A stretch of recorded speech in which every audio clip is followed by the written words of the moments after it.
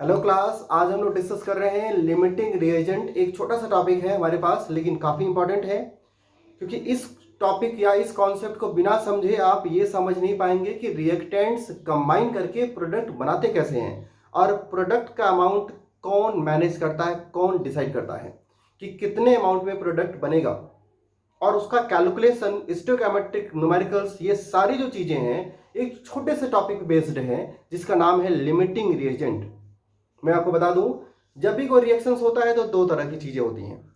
Reactants combine करता है और बनता है प्रोडक्ट, बस, ठीक है, कुछ और नहीं होता। रिएक्टेंट्स कई बार एक से ज्यादा तरह के होते हैं और आपस में कंबाइन करके वो नए नए तरह के प्रोडक्ट को बनाते रहते हैं। हम कुछ पर्टिकुलर अमाउंट में रिएक्टेंट को लेते हैं, रिएक्शन कैरीड आउट होता है और प्रोडक्ट का फॉर्मेशन हो जाता है। लेकिन कितने अमाउंट में रिएक्टेंट लेना है, कितने अमाउंट में रिएक्टेंट एक दूसरे से कंबाइन करेगा और कितने अमाउंट का प्रोडक्ट बनाएगा, ये सारी बातें कैसे समझें हम। इन सारे कॉन्सेप्ट को एक्सप्लेन करने के लिए हमारे सामने जो टॉपिक है वो है, उसका नाम है लिमिटिंग रिएजेंट, जिसमें बताया जाएगा कि हमेशा ही जो रिएक्शन होता है उसमें जो रिएक्टेंट्स होते हैं, हमेशा उस रिएक्टेंट्स में कोई ऐसा रिएक्टेंट जो कंप्लीटली कंज्यूम हो जाता हो, जो रिएक्टेंट कंप्लीटली कंज्यूम हो जाता हो, मतलब जिसका पूरी तरीके से खर्च हो जाता हो, वो डिसाइड करता है कि प्रोडक्ट कितना बनेगा। मतलब कि amount of product is always determined by the one of the reactant which is completely consumed during the reaction, और उसी पर्टिकुलर रिएक्टेंट को हम बोलते हैं लिमिटिंग रिएजेंट। तो हमारे पास जितने भी रिएक्टेंट्स होते हैं उसमें जो रिएक्टेंट कंप्लीटली कंज्यूम हो जाएगा हम उनको लिमिटिंग रिएजेंट बोलते हैं, और वही सारे के सारे stoichiometric, numerical, behaviour, properties decide करता है। एग्जाम्पल के लिए आपके सामने एक छोटा सा एग्जाम्पल है कि मैं नाइट्रोजन, हाइड्रोजन और अमोनिया का एग्जाम्पल ले रहा हूं। उसके पहले ये जान लीजिएगा कि जब भी रिएक्टेंट्स होते हैं तो रिएक्टेंट्स एक फिक्स्ड रेशियो में ही कंबाइन करते हैं, कभी भी वो रेशियो को ओमिट नहीं करते। अब वो फिक्स्ड रेशियो बाय वॉल्यूम हो सकता है, गेर्लुसॉफ का लॉ, रेशियो बाय मास हो सकता है, रेशियो बाय मोल हो सकता है। तो हम मोल के टर्म्स में, मास के टर्म्स में या वॉल्यूम के टर्म्स में बात करें, लेकिन रिएक्टेंट्स हमेशा एक फिक्स्ड वैल्यू, फिक्स्ड अमाउंट या फिक्स्ड रेशियो में ही कंबाइन करते हैं, कभी भी वो रेशियो ओमिट नहीं करते, ठीक है। और उसी फिक्स्ड रेशियो के हिसाब से, बल पर या उसके आधार पर हम लिमिटिंग रिएजेंट को तय करते हैं। एग्जाम्पल के लिए आपके सामने जो रिएक्शन है जिसमें 3 हाइड्रोजन का जो मॉलिक्यूल है एक नाइट्रोजन के मॉलिक्यूल के साथ 2 अमोनिया का मॉलिक्यूल प्रोड्यूस कर रहा है, क्या कभी ऐसा पॉसिबल हो सकता है कि जब भी अमोनिया का मॉलिक्यूल बने तो ये जो नंबर ऑफ मॉलिक्यूल्स आपने लिए हुए हो, इसके अलावा कुछ और जो वैल्यू है, जो रेशियो है, वो कुछ और हो जाए? हमेशा रेशियो जो है वो 3 मॉलिक्यूल हाइड्रोजन का एक ही मॉलिक्यूल नाइट्रोजन के साथ रिएक्शन करके ये 2 मॉलिक्यूल अमोनिया का बनाएगा। अगर आपको एक मॉलिक्यूल अमोनिया का बनाना हो, अगर आप इसको एक मॉलिक्यूल के टर्म से बोलेंगे तो आप ये कह सकते हैं कि इसी रिएक्शन को आप लिख सकते हैं कि 3/2 हाइड्रोजन का मॉलिक्यूल होगा, 1/2 हाइड्रोजन नाइट्रोजन का मॉलिक्यूल होगा और बनाएगा अमोनिया का मॉलिक्यूल, है ना। इसका मतलब यह हुआ, हमेशा रिएक्शन को लिखने के कई तरीके हो सकते हैं। वो डिसाइड करता है कि आप रिएक्शन को जब बैलेंस करते हैं तो होल नंबर में बैलेंस करते हैं या प्रोडक्ट के मोल के हिसाब से बैलेंस करते हैं कि आपको प्रोडक्ट 1 मोल चाहिए। अगर प्रोडक्ट 1 मोल, मतलब कि अगर आपसे कहा जाए कि 1 मोल अमोनिया कैसे बनेगा, तो आप बताएंगे कि 3/2 मोल हाइड्रोजन का चाहिए और 1/2 मोल नाइट्रोजन का चाहिए। हमेशा ही 1/2 मोल नाइट्रोजन का, 3/2 मोल हाइड्रोजन का, इसी रेशियो में वो कंबाइन करके अमोनिया बनाएंगे। कोई दूसरा रेशियो हो ही नहीं सकता, कोई दूसरा रेशियो हो ही नहीं सकता।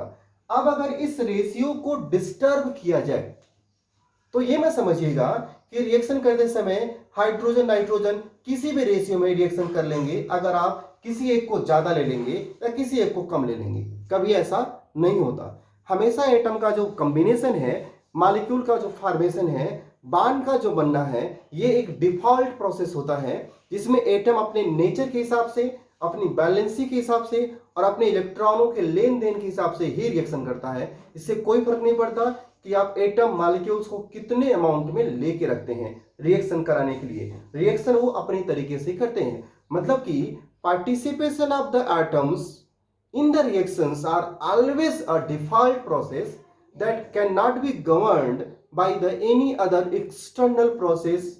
ठीक है, हमेशा एटम का जो कॉम्बिनेशन है रिएक्शन का में जो पार्टिसिपेशन हो क्या होगा, डिफॉल्ट होता है। इसलिए मॉलिक्यूल बनते समय हमेशा वो अपने ही रेशियो में ही रिएक्शन करते हैं। अब आते हैं कि इसको थोड़ा सा न्यूमेरिकली कैसे एक्सप्लेन करें, न्यूमेरिकली कैसे समझें। तो चलिए मैं आपको दिखाता हूं। एक्चुअली होता क्या है कि यहां पर 3 मोल हाइड्रोजन का रिएक्शन किया हुआ है 1 मोल नाइट्रोजन के साथ और 2 मोल अमोनिया बनाया हुआ है। ठीक है, समझ बात आ रही है मैं क्या लिखा हूं? 3 मोल हाइड्रोजन का 1 मोल नाइट्रोजन के साथ रिएक्शन करके 2 मोल अमोनिया बनाता है। अब थोड़ा समझिएगा, मान लीजिए हमारे पास कोई रिएक्शन मिक्सचर है, हमारे पास कोई रिएक्शन मिक्सचर है जिसमें हाइड्रोजन को हमने ले लिया 5 मोल, नाइट्रोजन को हमने ले लिया 3 मोल,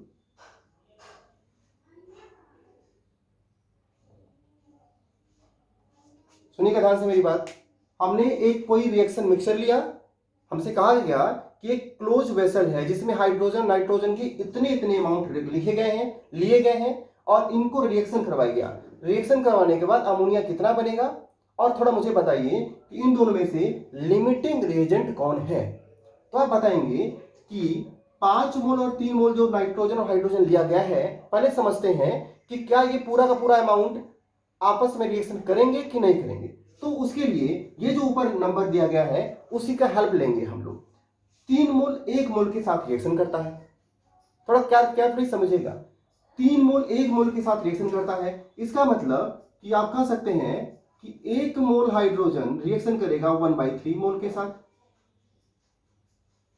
रेशियो निकालना हूं मैं, रेशियो क्या है, 3:1 का रेशियो है। अगर हाइड्रोजन का 1 मोल लेंगे तो नाइट्रोजन का 1/3 मोल होना चाहिए। दूसरे शब्दों में समझिए, अगर नाइट्रोजन का 1 मोल लेंगे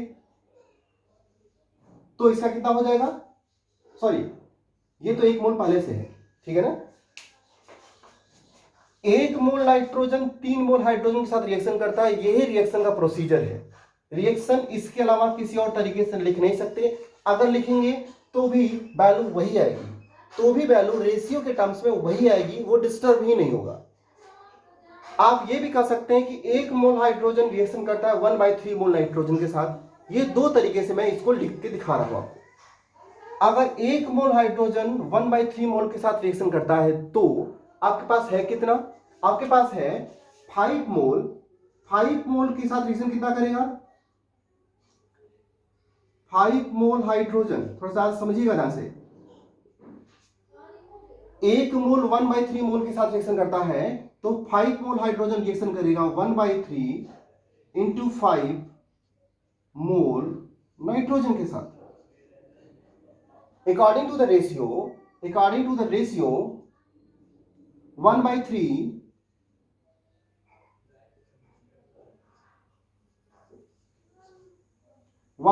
मोल इंटू 5 क्या होगा, नाइट्रोजन का रिएक्शन करेगा।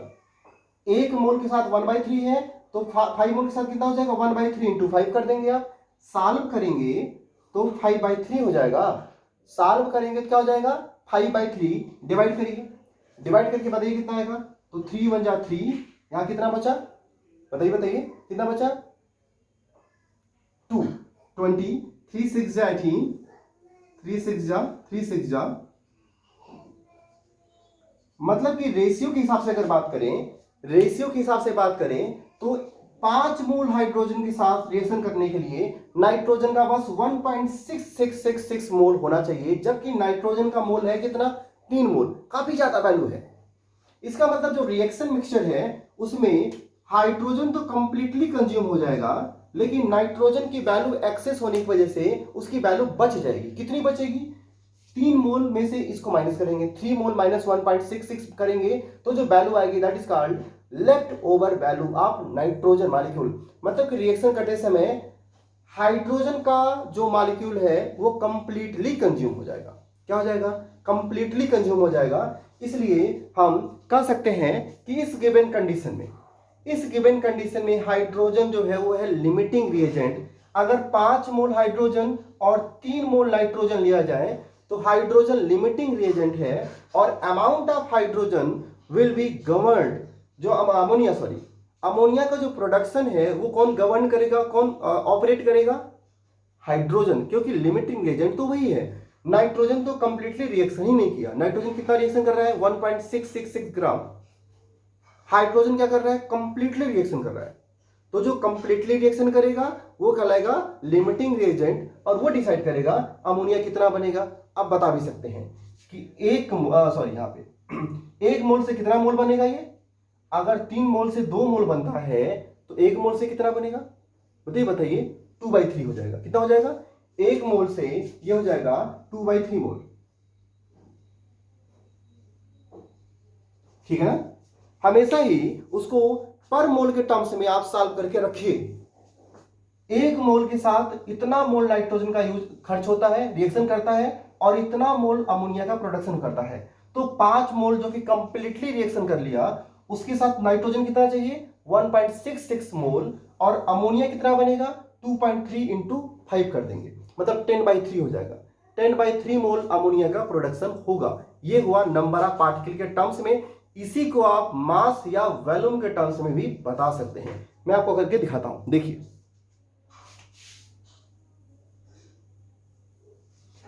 इसी रिएक्शन को वापिस देखिए, ठीक है। हाइड्रोजन को आप इसी प्रोसेस को इसके टर्म्स में बता सकते हैं। दोनों एक ही चीज होती है, कोई डिस्टर्बेंस नहीं है। फिर भी अगर आप चाहें तो आप करके देख सकते हैं, ठीक है। हाइड्रोजन का मॉलिक्यूलर मास होता है 2 ग्राम। यहां पे 3 हाइड्रोजन का मॉलिक्यूल है, तो यहां पे मोलर मास के टर्म्स में हो जाएगा ये 6 ग्राम। नाइट्रोजन का मास होता है 28 ग्राम। एक नाइट्रोजन का 14 होता है, N2 है, तो 28 ग्राम हो जाएगा। जबकि अमोनिया का लाभ मास ऑफ कंजर्वेशन के हिसाब से 28 और 6 जोड़ देंगे तो 28 2 30 34 हो जाएगा।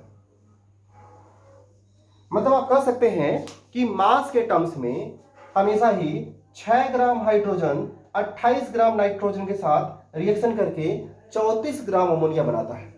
ये पार्टिकल के टर्म्स में था, इसी को मास के टर्म्स में समझिएगा। 6 ग्राम हाइड्रोजन 28 ग्राम नाइट्रोजन के साथ रिएक्शन करके 34 ग्राम अमोनिया का फॉर्मेशन करता है। अब मान लीजिए कोई आपके पास न्यूमेरिकल कंडीशन है। मान लीजिए इफ आपके पास एक रिएक्शन मिक्सचर है जिसमें हाइड्रोजन और नाइट्रोजन लिए गए हैं।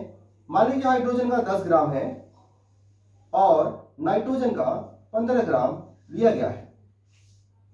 आपसे कहा जाए कि कोई रिएक्शन है जिसमें हाइड्रोजन का 10 ग्राम नाइट्रोजन के 15 ग्राम से रिएक्शन कर रहा है। बताइए कि लिमिटिंग रिएजेंट कौन है और उन दोनों के रिएक्शन करने से अमोनिया का कितना प्रोडक्शन होगा। तो बड़ा आसान हो गया। अगर हमारे पास है कि 6 ग्राम 28 ग्राम के साथ रिएक्शन करेगा, क्या करेगा? 6 ग्राम 28 ग्राम के साथ रिएक्शन करेगा तो 1 ग्राम कितने ग्राम के साथ रिएक्शन करेगा पता कर सकते हैं आप बता सकते हैं 1 ग्राम हाइड्रोजन रिएक्शन करेगा 28/6 ग्राम के साथ। सही है। 6 ग्राम किसने रिएक्शन किया? 28 ग्राम के साथ, तो 1 ग्राम कितने के रिएक्शन करेगा? 28/6 ग्राम अमोनिया के नाइट्रोजन के साथ। ठीक है ना। इसको सॉल्व करेंगे तो कोई एक पर्टिकुलर वैल्यू आएगी, सॉल्व कर लीजिए। वैल्यू पता लगाना जरूरी है, ठीक है। तो इसको सॉल्व करेंगे तो आएगा, थोड़ा सॉल्व करिए। आई थिंक 6 4 जाएगा 24 और 4 हो जाएगा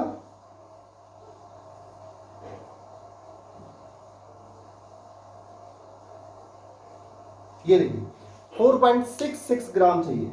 ठीक है। 1 ग्राम हाइड्रोजन के साथ आपको चाहिए 4.66 ग्राम नाइट्रोजन का। ये हाइड्रोजन है, ये नाइट्रोजन है। 1 ग्राम हाइड्रोजन के साथ हमेशा 4.66 ग्राम नाइट्रोजन चाहिए और ये वैल्यू फिक्स्ड है क्योंकि ये फार्मूला बदलेगा नहीं। फार्मूला नहीं बदलता तो मास नहीं बदलते हैं। ठीक है। तो 10 ग्राम के साथ कितना चाहिए, ध्यान से देखिएगा। 10 ग्राम के साथ कितना चाहिए?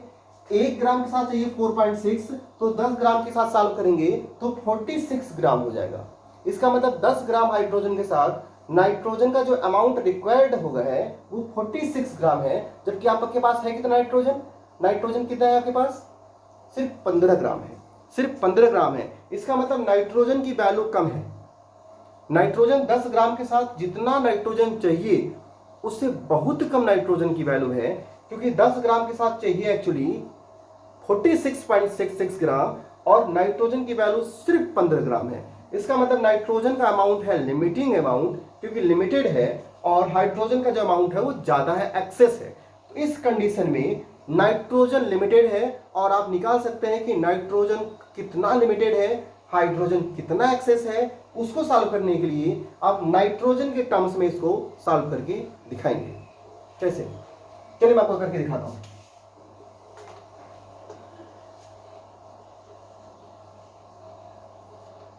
ध्यान से देखिएगा, 6 ग्राम हाइड्रोजन के साथ 28 ग्राम चाहिए नाइट्रोजन। इसका मतलब आप बता सकते हैं कि 28 ग्राम नाइट्रोजन के साथ चाहिए 6 ग्राम हाइड्रोजन। तो 1 ग्राम के साथ कितना चाहिए, 1 ग्राम नाइट्रोजन के साथ लगेगा 6/28। तो आपके पास नाइट्रोजन कितना है न्यूमेरिकल कंडीशन में, 15 ग्राम। तो 15 ग्राम के साथ कितना चलेगा, तो 6 × 15/28 ग्राम क्या लगेगा यहाँ पे, हाइड्रोजन। इसका मतलब जो हाइड्रोजन का अमाउंट है जो आपको चाहिए वो 6 × 15/28 ग्राम है। तो 15 ग्राम नाइट्रोजन के साथ इतने ग्राम हाइड्रोजन का रिएक्शन करेगा। इसको सॉल्व करेंगे, सॉल्व करना पड़ेगा। इसको सॉल्व करेंगे तो हाइड्रोजन का एक पर्टिकुलर अमाउंट आएगा ग्राम में, मतलब कि 10 ग्राम हाइड्रोजन में से इतने ग्राम हाइड्रोजन रिएक्शन कर लेगा और नाइट्रोजन का कंप्लीटली कंजप्शन हो रहा है, कंप्लीटली कंज्यूम हो जाएगा। तो नाइट्रोजन हो जाएगा लिमिटिंग रिएजेंट। हाइड्रोजन का बस इतना अमाउंट जो कि यहाँ पे कैलकुलेट करने के बाद आएगा, रिएक्शन करेगा, बाकी को 10 में से माइनस कर देंगे तो पता चलेगा कितना बच गया।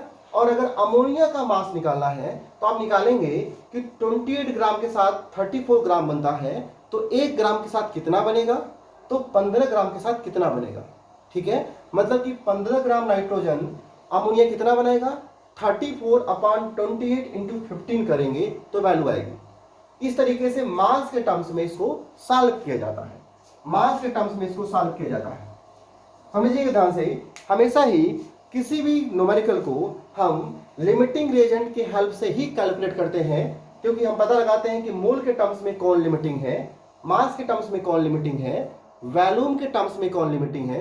अब मान लीजिए वॉल्यूम को अब सॉल्व करना हो तो दो तरीके कंडीशन होता है, एक एसटीपी कंडीशन, एक गैलुसाफ गिवन कंडीशन।